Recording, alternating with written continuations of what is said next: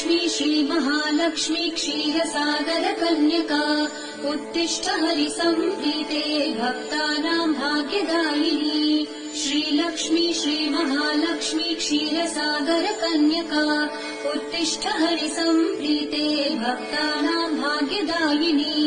उत्तिष्ठोत्तिष्ठ श्रीलक्ष्मी विष्णुवक्षस्थलालये उत्तिष्ठ करुणापूर्णे लोकानां शुभदायिनी उत्तिष्ठोत्तिष्ठ श्रीलक्ष्मी विष्णुवक्षस्थलालये उत्तिष्ठ करुणापूर्णे लोकानां शुभदायिनी श्रीपद्ममध्यवसिते वरपद्मनेत्रे श्रीपद्महस्तचिरपूजित पद्मपादे